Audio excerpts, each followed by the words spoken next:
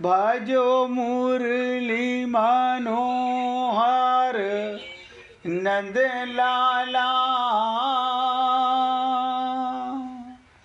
भजो मुरली मनोहर नंद लाला।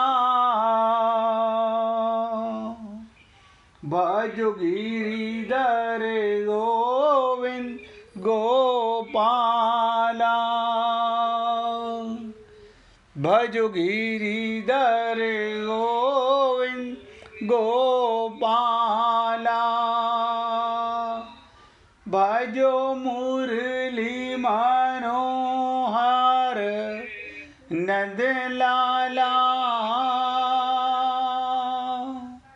भजो मुरली मनोहर नंद लाला। भजो गिरिधर गोविंद गोपाला। भजो गिरिधर गोविंद गोपाला। भजो मुरली मनोहर नंद लाला। भजो मुरली मनोहर नंद लाला। भजो गिरिधर गोविंद गोपाला। भजो गिरिधर गोविंद गोपाला। बोलिए वृंदावन बिहारी लाल की जय जय श्री राधे। जय जय श्री राधे। सभी भक्तों से निवेदन, बहुत एकाग्रचित होकर गीता रूपी सत्संग को पूरी एकाग्रता के साथ हृदयंगम करें। भगवान श्री कृष्ण गीता के दूसरे अध्याय के 39वें श्लोक से लेकर 48वें श्लोक तक समबुद्धि का वर्णन किया। यानी हमारी बुद्धि में समता बहुत जरूरी है। सकाम कर्म की अपेक्षा उस समबुद्धि की श्रेष्ठता को भगवान आगे बताना चाहते हैं। क्या बताओ? समबुद्धि के साथ साथ सकाम कर्म की जगह समबुद्धि के अंदर क्या खूबी है, ऐसी क्या विशेषता है सम। अब मैंने पहले भी आप लोगों से कई बार निवेदन किया कि भगवान श्री कृष्ण तो कहते हैं जिसने समता जिसके अंदर आ गई उसको भगवत प्राप्ति हो गई। समता कब आएगी? जब आत्मज्ञान होगा। आत्मज्ञान कब होगा? जब हमारा गुरु और भगवान के प्रति समर्पण भाव होगा। इसलिए हे पुण्य आत्माओं, भगवान श्री कृष्ण अर्जुन के माध्यम से आप और हम सब लोगों का बिगड़ी हुई बुद्धि, दूषित बुद्धि को शुद्ध करना चाहते हैं।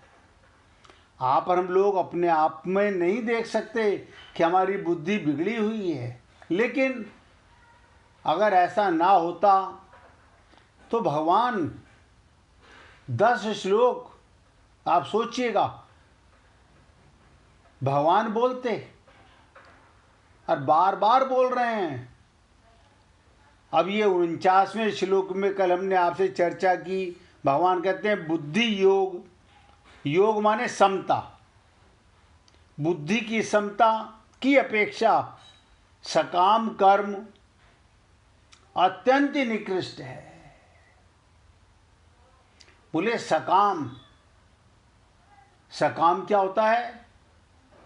आप सब लोग जानते हो, एक निष्काम भाव, एक सकाम भाव। हम जो भी कर्म करते हैं उसमें हमारा सकाम भाव रहता है। और भगवान कह रहे हैं सकाम कर्म।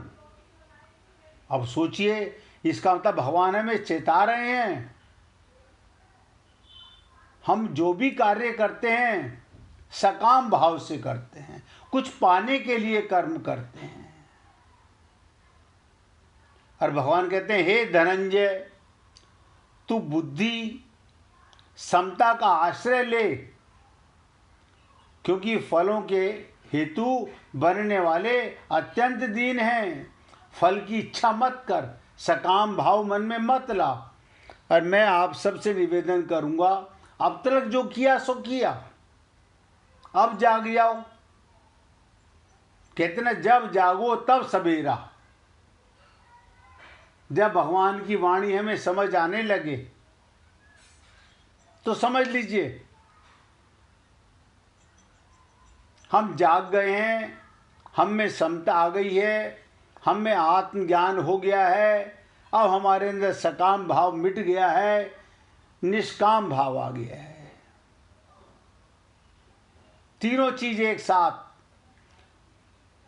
समता आएगी, आत्मज्ञान होगा और निष्काम भाव भी होगा।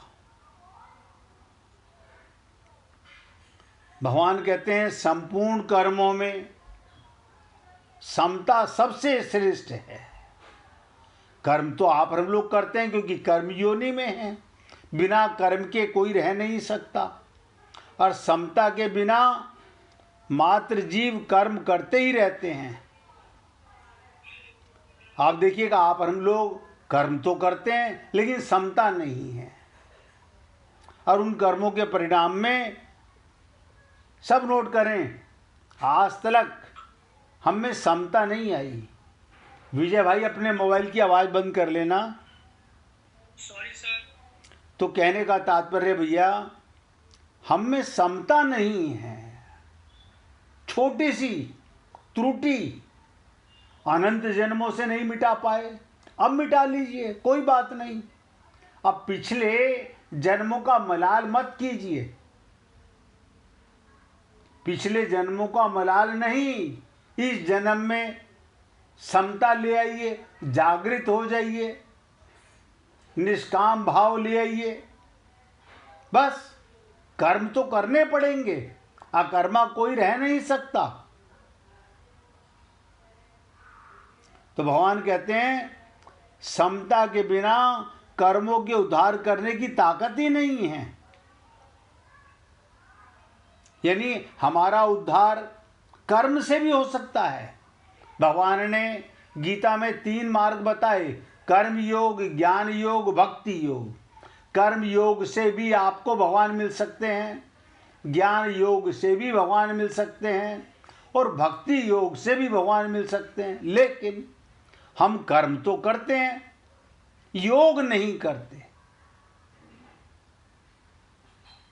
यानी समता मन में नहीं होती, सकाम भाव होता है। अपनों के लिए कर्म करता हूं, अपना पराया कहाँ। जब समता आ गई तो सिया राम मैं सब जग जानी, सब भगवान के हैं। और भगवान कहते हैं कर्मों में समता ही कुशलता है। अगर कर्मों में समता नहीं होगी तो शरीर में अहमता ममता हो जाएगी।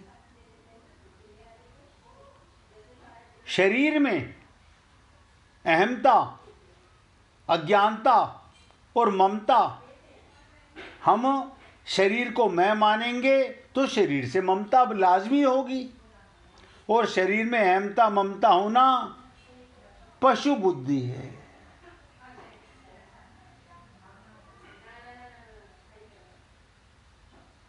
आज तलक तो, और आज तलक क्या, हम तो इस जन्म में इसी शरीर में अपने को शरीर मानते रहे और शरीर से ममता करते रहे। लेकिन ये भगवान कह सकते हैं त्वम तु राजन मर्ष्यसि पशु बुद्धिमाम जही। मैंने कल भी आपसे निवेदन किया था कि सुखदेव परमहंस परीक्षित को कह रहे हैं हे राजन, अब तू ये पशु बुद्धि छोड़ दो। यानी गीता भी हमें कह रही है अज्ञान मिटा दो, और भागवत भी बता रही है, दोनों एक ही बात बोल रहे हैं। तो कहने का तात्पर्य, जैसे प्रकाश और अंधकार आमने सामने कभी नहीं होते।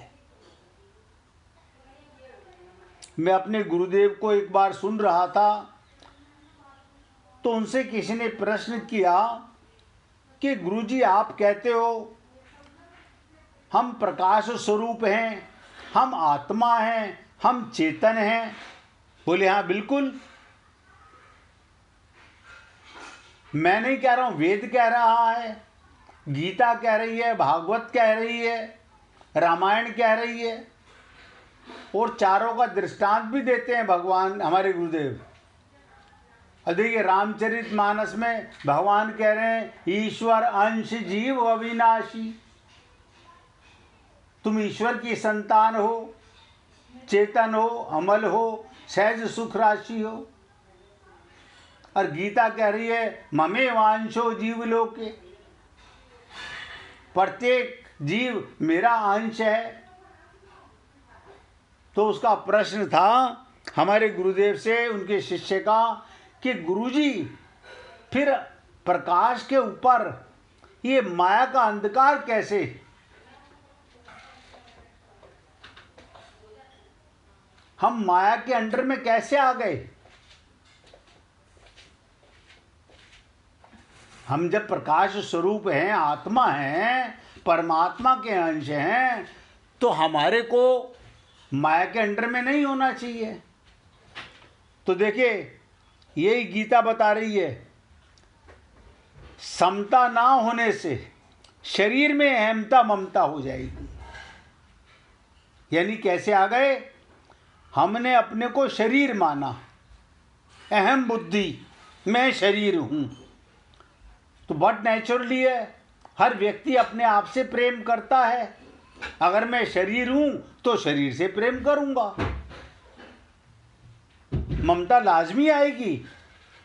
बोले ये अज्ञानता के कारण, एक अज्ञानता के कारण प्रकाशवान ने ना तो रामायण की बात को माना, ना गीता की बात को माना, और ना ही संत महात्माओं की बातों को माना। आप और हम लोग भगवान को पाना चाहते हैं, लेकिन पाने की जरूरत ही नहीं है।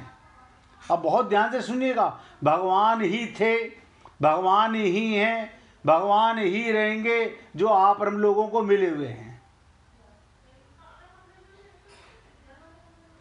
हमने भगवान को अपने साथ नहीं महसूस किया, समभाव नहीं लिया, समता नहीं लाए, अपने को शरीर माना, परिवार को साथ माना, संसार को साथ माना।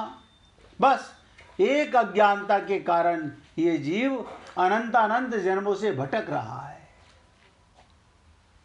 और मैं आप लोगों से रोज निवेदन करता हूं, किसी भी भक्त को समझने में कहीं भी कोई कष्ट महसूस हो तो पूछो, अगर मन में शंका भी हो तो भी पूछो। मन में अगर दृढ़ता नहीं आ रही हो, भगवान की वाणी भी समझ में नहीं आ रही हो, तो आप सबका फर्ज बनता है जानने का, अपने भ्रम को मिटाने का, अपनी दुविधा को समाप्त करने का। संत महात्मा कहते हैं, हे अजन्मा अमर आत्मा, क्यों परेशान हो रहे हो? यानी सुख स्वरूप, आनंद स्वरूप, और जिसे देखो हम बहुत दुखी हैं। आप सोचिए, मैं आनंद की संतान, सुखदाता का अंश, फिर दुख का कारण क्या? कहीं ना कहीं हमारा विवेक नहीं जागा, हम बुद्धि और मन के गुलाम रहे। और यही बात मैंने अभी आपको गीता के माध्यम से और भागवत के माध्यम से भी। तो कहते हैं, जैसे प्रकाश और अंधकार कभी आमने सामने नहीं हो सकते, ऐसे बुद्धि योग वो सकाम कर्म कभी एक दूसरे के सामने नहीं आ सकते। यानी या तो बुद्धि के साथ अपना संबंध करोगे या समभाव से कर्म करोगे। समान कर्म करने का मतलब, सकाम कर्म करने का क्या मतलब हुआ? भगवान के निमित्त कर्म करना। और बुद्धि योग का मतलब शरीर मानकर अपनों के लिए कर्म करना। मिश्रा जी कुछ पूछना चाहते हैं? हाँ, गुरुजी प्रणाम, कैसे हैं? बहुत बढ़िया भैया। अच्छा ये बताइए, आप जो ये सारा जो डिस्कशन चल रहा है जी, इसमें ये रहता है कि मैं शरीर नहीं हूँ। बहुत सुंदर। लेकिन शरीर तो मेरा है, ये तो मानना पड़ेगा, नहीं तो शरीर का आपको केयर करने की जरूरत ही नहीं। बहुत सुंदर, बहुत सुंदर आपने कहा। आप कार नहीं हो, कार का ध्यान तो रखते हो ना। कार में पेट्रोल डलवाते हो, कार की सफाई करते हो, कार की सर्विस कराते हो, कार खराब हो जाए उसे रिपेयर कराते हो। अरे और सुनिएगा, आप डॉक्टर के पास जाके यही बोलते हो ना कि डॉक्टर साहब मेरे कान में दर्द है, मेरी नाक में दर्द है, मेरे दांत में दर्द है, मेरे बदन में दर्द है। लेकिन ये नहीं जानते कि मैं कौन हूँ। मैं तो शरीर नहीं हूँ ना, आपने बताया। हाँ, तो वही बोल रहा हूँ। इसका मतलब हमें अपने आप को शरीर नहीं मानना। शरीर नहीं है तो शरीर मुझे मिला है। शरीर मरेगा, शरीर का जन्म हुआ है और शरीर की मृत्यु होगी। मैं अजन्मा हूँ, लेकिन ये मिला क्यों है? इस देह में हरि मिलत हैं, यानी इस देह में सत्संग के द्वारा विवेक जागता है। कहते ना, बिनु सत्संग विवेक न होई और बिनु विवेक हरि कृपा न होई। हमारे पास बुद्धि तो है, लेकिन माइक बुद्धि है, शरीर की बुद्धि है, आत्मा की बुद्धि तो है नहीं। मतलब हमने ये पूछा कि जब शरीर हमारा, या हम शरीर है ही नहीं है, तो शरीर का इतना केयर लोग क्यों करता है? ना, उसकी वजह है। इसकी इंपॉर्टेंस क्या है? इस देह में भगवत प्राप्ति होती है, सत्संग सुना जाता है, सत्य का ज्ञान होता है, अपना पता चलता है। इसी देह में मालूम पड़ा कि मैं कौन हूं। आप सोचिए, पशु बुद्धि में ये ज्ञान नहीं होता कि मैं कौन हूं।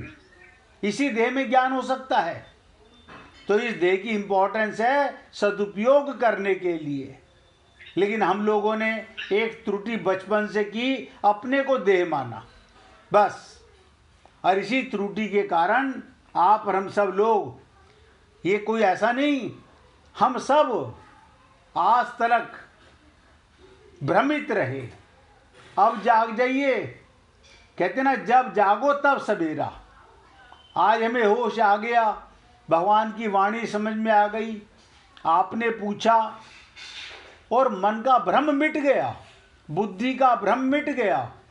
मैं सदा परमात्मा के साथ रहता हूँ, सदा आनंद में रहता हूँ। आनंद को पाने की इच्छा नहीं। आप बताइए, अगर कोई व्यक्ति सदा धन के साथ रहेगा तो उसे धन की क्या जरूरत है?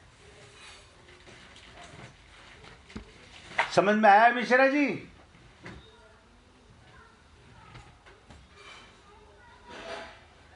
मिश्रा जी कहाँ चले गए?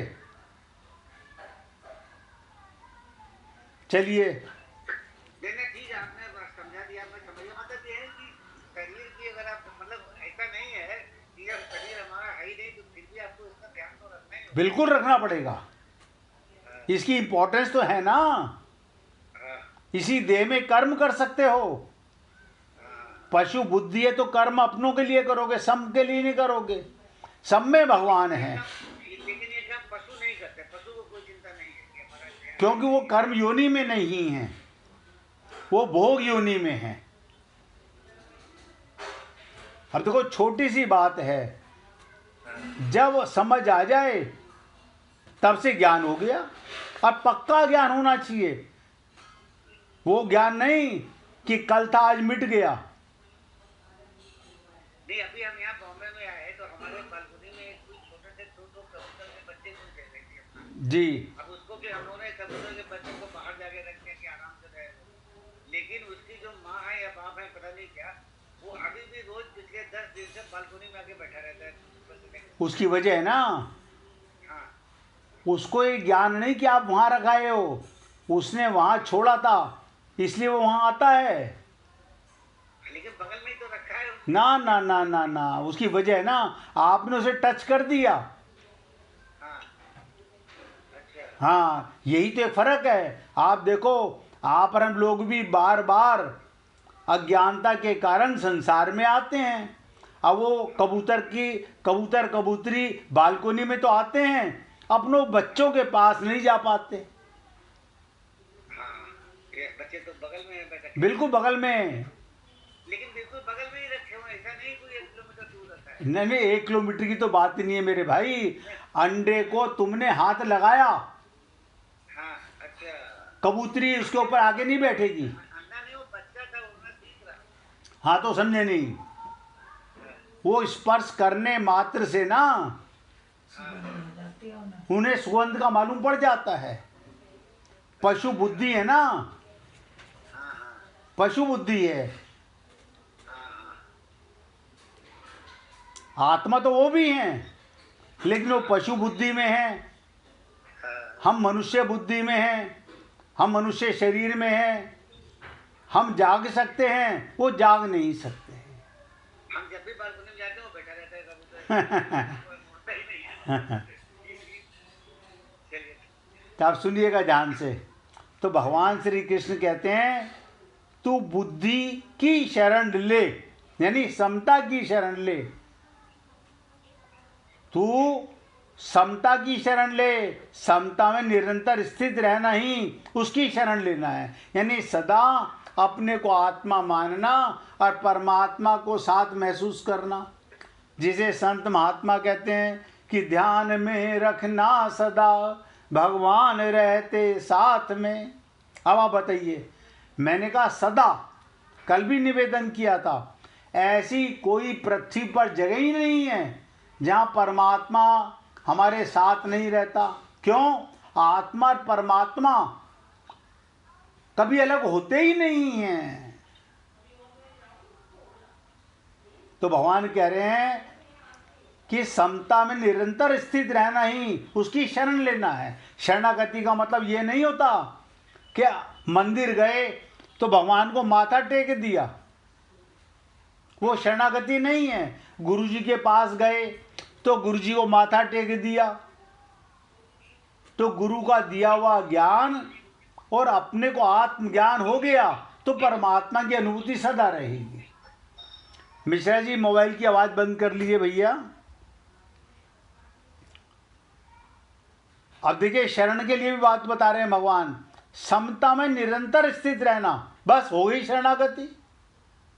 समता में स्थित रहने से ही तुझे स्वरूप में अपनी स्थिति का अनुभव होगा। अगर समता में रहेगा, परमात्मा के साथ रहेगा, तो अपने को आत्मा मानेगा, और अपने को संसार के साथ महसूस करेगा, अनुभव करेगा, तो अपने को शरीर मानेगा। आप जब भी किसी से मोबाइल पे बात करो तो ये विश्वास करो, हे प्रीतम परमात्मा, मैं तेरे साथ उस आत्मा से बात कर रहा हूं जिसके अंदर तू भी साथ में बैठा हुआ है। बस हम तो मानते ना, मैं अपनी बहन से बात कर रहा हूं, अपने भाई से बात कर रहा हूं ना, वो तो शरीर का संबंध है। आत्मज्ञान का मतलब परमात्मा सदा साथ में, और जो कर्म जिसके लिए कर रहा हूं उसमें भी परमात्मा है। आप परिवार की खूब सेवा कीजिए, भगवान का मान के कीजिए, खूब संसार से बातें कीजिए। भाई इतनी बात तो मैं बोल रहा हूं कि ये मानो उसमें भी भगवान और मेरे साथ भी भगवान।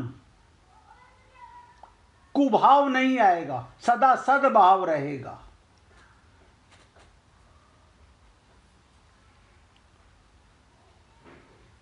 तो भगवान कहते हैं, समता में स्थित रहने से तुझे अपने स्वरूप का अपनी स्थिति का। अब देखो स्थिति क्या है, मैं सदा परमात्मा के साथ स्थित हूं। कहाँ रहते हो? परमात्मा की गोदी में।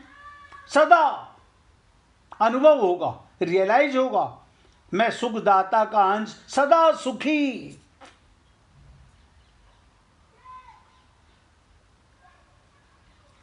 तो आप ये बातें रियलाइज करना चालू करो। मैं फिर बताने जा रहा हूं, हमसे बार बार गलती होगी। क्यों? बहुत लंबा समय हमने शरीर में गुजारा इसी जन्म में, तो अब धीरे धीरे रे मना, धीरे धीरे सब कुछ होए। इसी को भगवान कहते हैं अभ्यासने कौनते, अभ्यास करो। और अभ्यास किसके साथ करना है? अपने आप को अनुभव करना है। बार बार रियलाइज करो कौन है तेरे साथ। कभी अकेले मत महसूस करो। बहुत से लोग कहते हैं अकेले बैठे हुए हैं घर में, कोई है नहीं। अरे कोई कैसे नहीं है? तू और तेरा भगवान, तेरा प्रीतम परम प्रेमी सदा तेरे साथ है। कोई एक घड़ी मुझे बता दो कि भगवान के बिना आप और हम रह सकते हो? एक सेकंड नहीं रह सकते। एक सेकंड का 100वां हिस्सा भी हम भगवान के बिना नहीं रहते। फिर क्या है? जहां ले चलोगे वहां नाथ चलूंगा, जहां नाथ रख लोगे वहीं मैं रहूंगा। क्यों?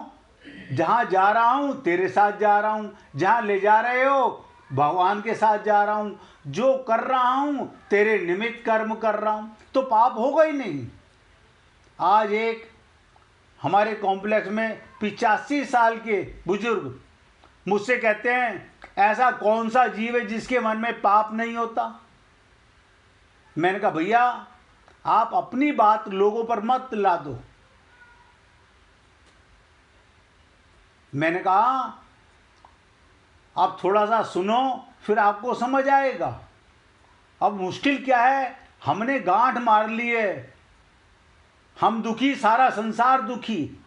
अरे तो हम सुखी, हम परमात्मा के अंश, सब परमात्मा के अंश हैं। ये क्यों नहीं विश्वास करते? तो इसलिए कहते हैं कि कर्मों के फल का हेतु बनना अत्यंत निकृष्ट है। हम लोग फल की इच्छा करते हैं। कर्म, कर्म फल, कर्म सामग्री और शरीर आदि करणों के द्वारा अपना संबंध जोड़ लेना कर्म फल का हेतु बनना है। अब ध्यान से सुनिएगा, हम किससे कर्म करते हैं? देखो आत्मा कर्म नहीं करती। एक एक शब्द ध्यान देना। हाथ से कर्म करते हो, पैर से कर्म करते हो, मन से कर्म करते हो। कर्म सामग्री, धन से किसी की सेवा कर रहे हो, किसी को भोजन करा रहे हो, भोजन से उसकी सेवा हो रही है, शरीर से सेवा कर रहे हो, ये सब कारण हैं। इनके साथ अपना संबंध, आप बताओ शरीर से आपका संबंध क्या?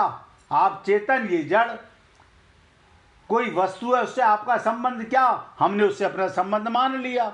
हम धन से किसी की सेवा कर रहे हैं तो धन तो उपकरण है। अपने को धनवान मान लेना मूर्खता है। और भगवान कहते हैं अगर इनके साथ अपना संबंध मानोगे, फिर ध्यान से सुनिएगा, किसी कर्म के साथ संबंध मत मानो, किसी कर्म फल के साथ संबंध मत मानो, किसी कर्म सामग्री के द्वारा और शरीर आदि के द्वारा। ये सब कारण हैं, उपकरण हैं। अपना संबंध जोड़ लेना, बस पता चल गया भगवान को।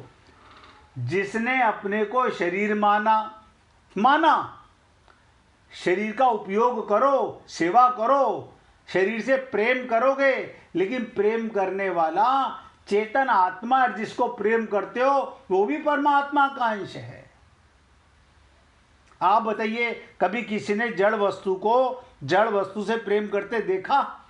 कभी एक नोट को दूसरे नोट से प्रेम करते हुए देखा? एक मकान को दूसरे मकान से प्रेम करते हुए देखा? एक शरीर दूसरे शरीर से प्रेम नहीं कर सकता अगर उसमें आत्मा ना हो, परमात्मा ना हो। अब ये छोटी सी अज्ञानता हम मिटाना चाहें तो मिट सकती है।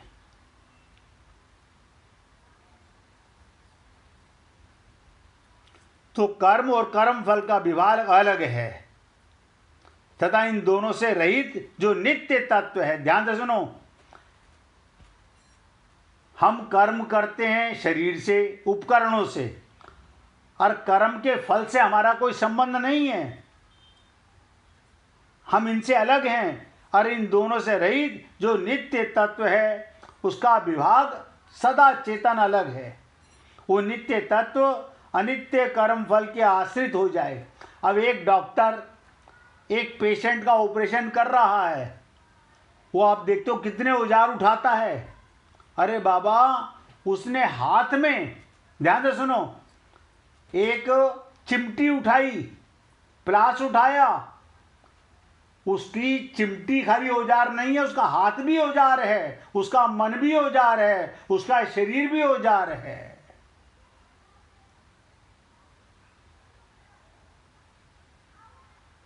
इतना ज्ञान होना चाहिए। तो भगवान कहते हैं नित्य तत्व का अनुभव हो जाता है। अब बहुत ध्यान से सुनिएगा, इसी श्लोक के ऊपर और थोड़ी सी विशेष चर्चा करेंगे 1 मिनट भगवान का कीर्तन करने के बाद। प्रेम से कहिएगा, गोविंद गोविंद गोपाल भज मन गोविंदा।